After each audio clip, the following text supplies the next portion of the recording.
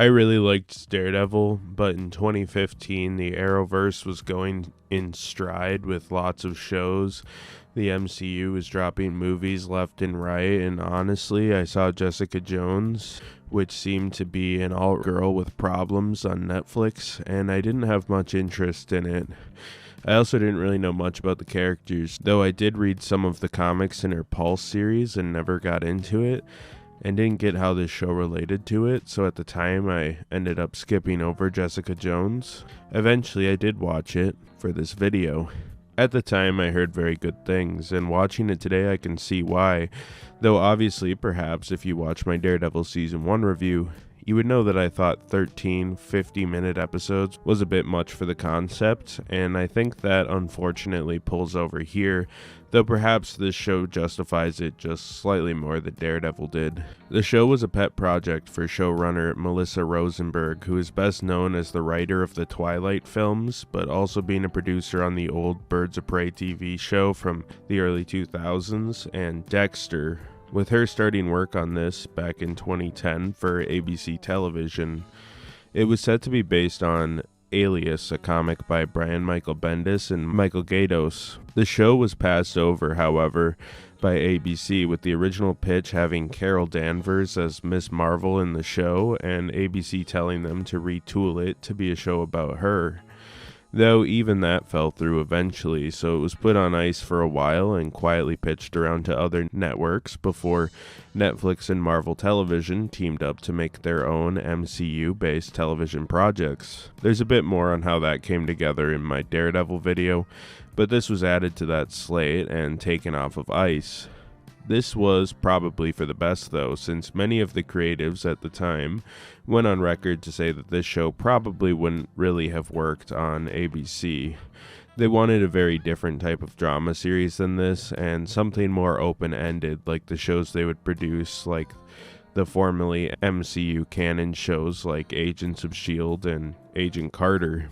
One thing that Melissa Rosenberg had in her corner forming the show, from a writing standpoint, is that Jessica Jones was more or less as obscure as Marvel could get.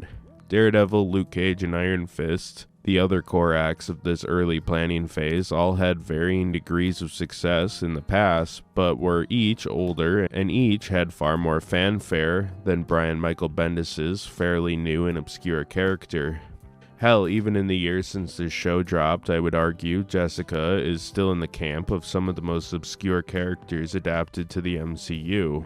The only other one that really comes to mind that I think is close was Echo. Brian Michael Bendis fielded ideas and questions the writers had when developing the show, but largely thought that Rosenberg and her team had good ideas. Also thinking the sexual assault themes of the show and general abuse allegories were good stuff that fit in better to their wheelhouse than his, but thought their concepts were good and interesting and worked well for his character. Kristen Ritter took the role of Jessica Jones, but other actresses considered included Alexandra Daddario, Teresa Palmer, Jessica DeGao, and Marin Ireland. Luke Cage was set up to premiere in this show, played by Mike Colter. David Tennant, who was famous for playing Doctor Who, was cast as the lead villain Kilgrave, and Rachel Taylor played Trish Walker, the character who, from a script perspective, took over from Carol Danvers, as Carol, in the comics, had recently become Captain Marvel and was set to get her own film from Marvel Studios on the other side of the MCU. This show was shot in New York City, Long Island, and Brooklyn, which is pretty rare. You would think something like this would be shot in Toronto like every other TV show and movie, but I guess they had the money to go authentic. I don't really know how filming locations work, but whatever. Jessica Jones stars Jessica Jones, a woman who runs a private investigation firm following cheaters, perverts, and weirdos primarily, though when a college-age girl, Hope Schlottman's family, comes to her to try to help find their daughter, Jessica soon finds out this girl has been exploited by the mind-controlling Kilgrave, aka Purple Man, aka Kevin Thompson, who eventually has Hope kill her parents. Jessica hopes to follow this thread, regretting her time with Kilgrave, being forced through mind control to date him, kill for him, and help him with his manipulative activities. One victim of her crimes under Kilgrave was the murder of Reva Connors, the wife of Luke Cage, a local bartender she ends up getting in a relationship as her adoptive sister, celebrity Trish Walker, helps her uncover this mystery and try to stop Kilgrave. Though as time goes on, other Kilgrave victims also come and go, such as Will Simpson, who strikes up a relationship with Trish but ends up being a bit of a psycho, or Malcolm DeCassi, who Kilgrave made into a drug addict that he placed next door to Jessica to try to spy on her. Jerry Hogarth is a lawyer buddy of Jessica, though she's kind of a bitch and has her own problems with her ex-wife not wanting a divorce as she has an affair with a much younger woman. Things kind of go back and forth, Kilgrave and Jessica trading blows, being captured, making it free again, people die throughout, though it all amounts to Kilgrave wanting Jessica to fall in love with him without his mind control powers, and Jessica wanting to be rid of this man while also freeing the people who have been under his control in the past, vindicating people forced to commit crimes under him before Jessica decides she's had enough, killing the villain. This show pulls a lot of characters from various parts of the Marvel Universe. Jessica Jones first appeared in Alias #1, the Marvel comic that would eventually be adapted into this TV show, though the book retroactively assigns her to be a background character that first appeared in Amazing Spider-Man #4, and while that wasn't the intention at the time that book came out, it ties Jessica's origin as the forgotten superhero Jewel in pretty nicely. Something that is referenced in this show a bit, but mostly in a joking context. The show didn't really bother with that little arc she had in the comics. This is it. This is the one. Tell me you're kidding. Superheroes wear costumes. Jessica Jones had some small revivals since this show came out, but honestly has remained fairly quiet over the years, even after becoming fairly popular on TV. Luke Cage first appeared in Hero for Hire 1 in 1972. He and Jessica have been tied together for a fairly long time at this point, but back at his inception, he was a riff on the blaxploitation film genre, the same way Iron Fist and Master of Kung Fu capitalized on the martial arts genre. This show primarily shows Luke's pre-superhero days. In the comics, he more or less was a superhero mercenary who eventually came along and joined groups like the New Avengers, eventually marrying and having a child with Jessica Jones, so their romance isn't totally out of the blue in this show. In the comics, Reva Connors' death was part of Luke's origin, with the book having her killed by an old friend of Luke's who was a lover scorned, after Reva picked Luke over her, where in this show, Reva was killed by Jessica Jones indirectly while under the control of Kilgrave. Trish Walker, or Patsy Walker, is one of Marvel's oldest characters. She first appeared in Miss America Magazine 2 from 1944, which was a romance magazine comic book thing starring 1940s glam girls, which was heavily written by Bill Finger, the co-creator of Batman, as one of his side hustles. Though Patsy Walker was actually created by Stuart Little. No, not the fucking mouse, some old guy. Anyways, this was all retconned in Defenders 89 to have been fictional side stories based on the life of Patsy Walker. Okay, keep following me here. The real Patsy Walker, the true canon adventures, started with the book Millie the Model, issue 103, which was a comic written in the era where Stan Lee was, for lack of a better term, ripping off Archie Comics, the popular comic series of the day that somehow persevered for 75 years. Anyhow, flash forward again to 1975, and Patsy Walker becomes the mysterious Hellcat, an ally of the week from Steve Englehart's run on the Avengers. Pretty convoluted character, but whatever. Will Simpson in the comics is actually named Frank Simpson, though they figured as they ramped up towards introducing Punisher in Season 2 of Daredevil, two roided-up vigilantes willing to kill for their own private form of justice make it a bit confusing, so they changed his name to Will, since only 0.0005% of watchers would ever know that they changed his name from the comic book iteration anyways. The people they didn't want to confuse were the casuals, and I get that. Frankly, who cares about that anyways? It's kind of like how the 70s Hulk show, Bruce goes by David, since they thought the name Bruce sounded too gay. No, that isn't a joke, that's why they did that. Anyhow, the character premiered in Daredevil 232 from 1986, and in the comics, Frank Simpson is a superhuman vigilante, leaning on the villain side, but working as part of the Thunderbolts at points. Basically imagine Rambo, but with an American flag tattooed on his face. This version is more reserved, striking up a romance with Trish and only going full roid rage towards the end of the season. Malcolm DeCassi was a soft adaptation of this guy Malcolm Powder. In the show, he is a victim of Kilgrave. In the comics, he's a recurring Jessica Jones groupie who first appeared in Alias 6. He was kind of her ear to the superhero world, keeping an eye on super events that related to Jessica Jones's PI work. Jerry Hogarth is a gender-swapped character from the comic. Oh no. Someone call the woke police. And they did that after changing famous character Malcolm's race. My god, there's no love for this obscure Marvel lawyer man. Anyhow, he first appeared in Iron Fist 6 from 1976 and was a lawyer working with street heroes of the Marvel Universe, but also working some with the X-Men and Fantastic Four along the way. He had something of a storied history, though when adapted and gender swapped, not much really changed in terms of his broad strokes history. Jerry Hogarth is a classy, upper-class lawyer dragged into superhero crap by Jessica. Honestly, they got Carrie-Anne Moss to play Jerry, so who would you prefer, some balding old white guy or Carrie-Anne Moss? We love Carrie-Anne Moss, I think.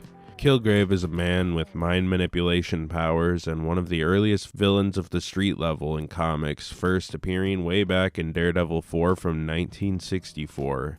His name is Zebediah Kilgrave in the comics, but his alias was Purple Man. In the comics, his skin is physically purple, thus the name Purple Man. In a play to be more grounded in the show, Kilgrave became the alias, with his name being Kevin Thompson. I guess Kilgrave was evil enough. They didn't need to do anything more than that. In the comics, he was a spy from Croatia who got his powers on a mission. Here he was just a kid when he got experimented on. Well, all this sounds fundamentally altering, and I guess to an extent it was. In the comics and show, he largely acts similar, has the same powers, just little tweaks to fit more into the grounded chunk of the MCU he's in. Apparently, they're rebooting the MCU, so this is a character I think they could do a more accurate take on if they really wanted to, but I also don't think they really need to. Jessica Jones is the lead of this show. She starts as a broken woman following her time under control of Kilgrave, and through killing him, manages to be a broken woman, but one that ended up getting revenge on her tormentor at least. Jessica before Kilgrave wanted to be a hero, something that she still aspires to be, but will no longer admit it. Going into the for-profit private eye business, basically taking sleazy photos since she doesn't realize she can be more than that. That is until she encounters Hope and learns Kilgrave is back and up to the same old tricks he used to be. Finally, she can no longer help but be a hero and stop the man that tormented her. She has some trauma, as when she was a teen, her parents were killed in an accident that she blames herself for. This also led to her powers, as the IGH Corporation did some experiments on her while she was passed out. That wasn't super well explored here, and that ties into Will Simpson's story a little bit. Anyhow, she was pseudo-adopted by Trish Walker's mother, Dorothy Walker, and while the girls were together, they became close friends. Dorothy being abusive and using Trish, milking her to become a child superstar, forcing her to binge food and basically physically and mentally abusing her. You promised not to save me. I can't help it.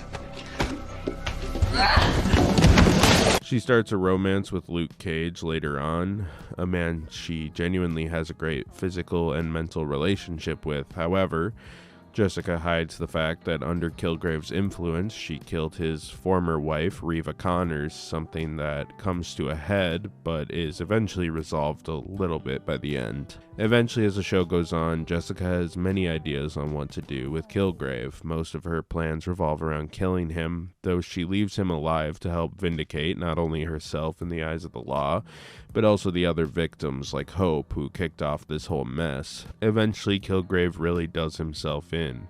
You see, turns out his powers work as spores, like a cold or a virus. This leads to Jessica gaining immunity, and after Kilgrave kills Hope and many of his other victims, Kilgrave ran out of leverage and time, Jessica eventually killing him and ending his reign of terror. Jessica had sex with Kilgrave many times throughout her brainwashed days. Kilgrave also gaslights her, kills people around her, but in his mind he loves her and he wants her to reciprocate. This is ultimately a one-sided relationship that Jessica has no choice but to be involved in. The violations he pulled hurt Jessica and allows the show to talk about many forms of physical and mental abuse, though through a superhero lens. Something that sounds very, very, very risky, but I think the show lands on its feet pretty well, treading on such dangerous territory. Sex in general is important to Jessica's character. You frequently have love scenes with Luke Cage that both show the passion she didn't have with Kilgrave, as his slave presumably, but also her relationship with Luke mirrors her relationship with Kilgrave later on, as Luke feels violated, knowing he had a physical relationship with the woman who killed his wife. You touched me with the same hands that killed my wife. Why you knew? I'm so sorry. Which, intentionally or not, is something Jessica was aware of as she continued to sleep with him. Trish is Jessica's best friend and kind of sister thing. She wants the best for Jessica, but Jessica closes her out following the Kilgrave stuff. Eventually, upon his return, Trish refuses not to be in Jessica's life, which brings the duo back together. Trish working to help defeat Kilgrave, though ultimately feeling less qualms about killing him outright, despite the potential consequences on the other characters affected by his wrath. Occasionally, her citywide fame comes into focus, primarily to tell her own tale of abuse, like her mother forcing her to binge food and using her as basically a dancing monkey or a show pony, simply as a means to make Doris, her mother, more rich at the cost of Trish's own mental health. She dates Will Simpson, who at first seems great, but eventually exercises more and more control over her, especially when he starts taking these Matrix pills that make him both a super soldier and a giant prick. Hope Schlottman had it really bad. She's a young woman in college who is successful and sweet until Kilgrave shows up and starts similarly having a forced affair with her like he did with Jessica. That eventually leads to her being impregnated with Kilgrave's child. She eventually kills her parents under his influence and goes to jail, where she has an abortion, feeling the child is a demon eating her from the inside, metaphorically of course. I can feel it growing like a tumor. She eventually kills herself to stop Jessica from holding back on Kilgrave, seeing her life as over, but also seeing the carnage Kilgrave is causing, with her being the only leverage he has on Jessica at that point in the show. Ultimately, she is the last innocent that was exploited and killed by Kilgrave, though of course indirectly. A life tainted by his villainy and psychopathic tendencies. This character is also so integral to the rising action and climax, her status informing many of Jessica's moves in the show throughout. Jerry Hogarth is Jessica's lawyer, connection with the two running up a tab of favors for each other back and forth throughout the show. Jerry entering the story representing Hope, being of the opinion that she can get Hope a good plea deal to get off after like 20 years for killing her parents and still have a solid amount of her life left. Doubting the Kilgrave story at first, but eventually she believed it fully, though knowing selling it to a judge and jury would be a whole nother story entirely. There is some drama with her personal life too. She married a woman, Wendy, and the two are going through a bad divorce, with Jerry moving on to Pam, a younger assistant that Jerry fell in love with. Wendy wants what she is owed, extorting Jerry for leaving her high and dry, though eventually Jerry is compelled to help Kilgrave, choosing to put Wendy in danger by presenting Kilgrave to Wendy, who is in the medical fields, eventually leading to Kilgrave compelling Wendy to kill Jerry, and Pam showing up in time to kill Wendy in self-defense.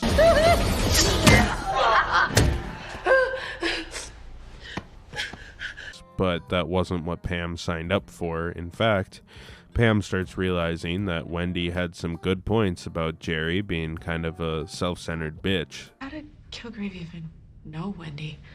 It's complicated. That's what you say when you're lying. Seeing her as a manipulator that is only out for herself, something that Wendy was seeing from the start of this show. Luke Cage owns a bar, and following the death of his wife Reva Connors, eventually grows close to Jessica, though clearly there's a line between the two. Something unsaid that, to Luke's horror, was the fact that Jessica was tied directly to the death of his wife, though not by her control. It still stung that he had a sexual relationship with her, and that she didn't explain the situation earlier, seeing it as a violation of trust, and this is something that haunts him by the end of the show. Though they start burying the hatchet late in the show, I think the proverb, hurt people, is kind of what we're seeing here.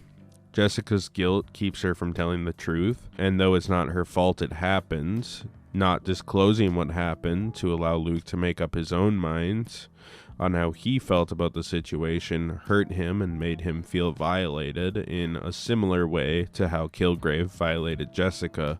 Will Simpson was a victim of Kilgrave, but what we didn't know right away was that he was once in a program that made him a super soldier, but also amplified his emotions, at one point killing a good man, Detective Oscar Clemens, who finally had evidence to bring in Kilgrave when Will wanted him dead. Kilgrave can't be put on trial. Evidence is irrelevant. You know who he is? Yeah, so do you, obviously. Will, when back on the drugs, turns dark and starts causing more harm than good and becoming a villain in his own right. He dates Trish, who, while normally level-headed, for a while is giving Simpson too much trust, which leads to issues down the line for her and Jessica. He's basically Soldier Man and has some cool fights, but there's definitely some things left up in the air for the second and third season. Malcolm DeCassi is a drug addict under Kilgrave's control, but that was never what he wanted to be.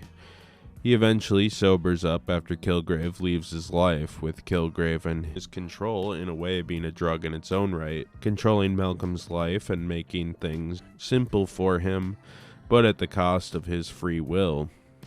Malcolm kind of tags along with Jessica, despite Jessica wanting him to not put himself in danger later on in the show, covering Jessica's tracks as she does some unhinged shit, like trying to frame herself for a murder that was committed by Kilgrave, that of her neighbor Ruben, often acting ironically as one of Jessica's anchors in the story. He also runs the Kilgrave support group, being a hero in a way a non-superpowered person who is just a guy can be. Robin and Ruben are a weird set of characters. I often just called them the incest twins in my notes, which is something that is softly implied in this show. They are Jessica's neighbors and just act off. Robin coddling Ruben, and Ruben starting to come out of his shell a bit when he is confronted and killed by Kilgrave. Robin looking for her brother for a time before being told what happened by Malcolm, the man who covered up the grisly killing to keep Jessica out of jail, as I mentioned a minute ago. What I think kind of fails is the attempts at dark humor with these two. They're occasionally tragic and occasionally weird sex perverts, and I just don't think they always land, especially looking back at the characters early on as Robin becomes more important to the story. Kilgrave ties everything together, terrorizing in one way or another all of our characters through various forms of abuse. Malcolm was forced to abuse drugs. Jessica and Hope were abused girlfriends, with some sexual assault themes that tie them together. Luke is possessed by him at one point, but the biggest dent from Kilgrave was the indirect killing of his wife that not only lost him his wife, but put him in a really awkward position with Jessica later on. Jerry got her wish of Wendy being out of the picture, but at the cost of her girlfriend and putting her in a pretty vile spot. His parents even show up and he forces his mom to kill herself and her dad to help him amplify his powers before dismembering him. Kilgrave has a god complex. He can force anyone to do anything. The only time he tried to do something for himself is when he wanted to prove he could win Jessica's heart without mind control, but even then, he holds the fact that he can make her do anything over her head. Kilgrave had a tragic origin. His parents experimented on him after finding out he had a fatal disease. He survived the illness, but was given these powers and lost his childhood in the process. He uses this sad moment of his life to justify his killings and the abuse of people who never did anything to him. At one point, Jessica gets him to try to be a hero, and he does it with some satisfaction, but it was short-lived before he got back on his bullshit, and part of the reason he did it was mostly to impress Jessica, and he didn't really care about the people he was helping. Saving someone doesn't mean unkilling someone else. Well, even so, we should do this more often. Ultimately, some people are bad. Even if they come from bad circumstances, that isn't always a be-all, end-all excuse, which reflects Jessica in a way. She sees herself as bad and was in a bad situation and punishes herself for her tragedies, but deep down is good and keeps doing good things, and that's something she really can't run from. Kilgrave, with his bad circumstances, did bad things, and he continued to use that as an excuse. I think it's a pretty compelling villain, and also a pretty compelling mirror to the main character, Jessica. As you could probably tell by what I've described so far, Jessica Jones Season 1 is pretty dark, obviously. Themes like sexual assault, abuse, murder, and I guess crime in general can lead to some grim moments. There's some weird things that pull me out of it a bit, though. The first episode, for example, had this voiceover, and honestly, modern films and television absolutely should never attempt to do a voiceover. It always sounds weird and sterile. In my line of work, you gotta know when to walk away. But some cases just won't let you go. I don't know why I give old films a pass on this front, but I do. So, oh well. I know I also called Daredevil dark, but this is certainly a different angle that is equally as horrifying and worth talking about.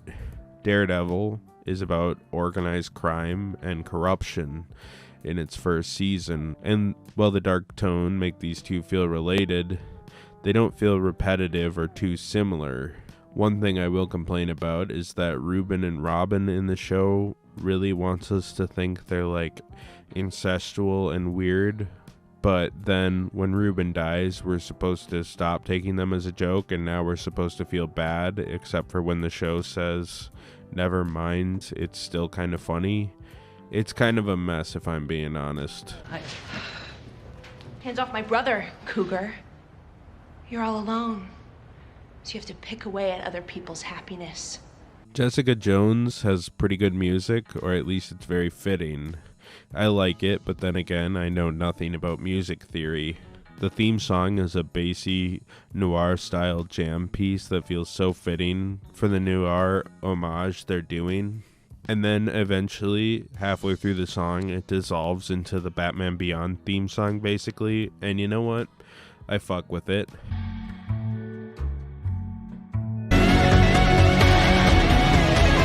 I'm kind of into heavy string bass right now, since I've been listening to the album B by Common a lot, and that album loves hard-hitting bass lines, so it's kind of my thing at the moment. They got me there. Sean Callery did the music, and it works super well. The cinematography was done by Manuel Biltier, and it's okay.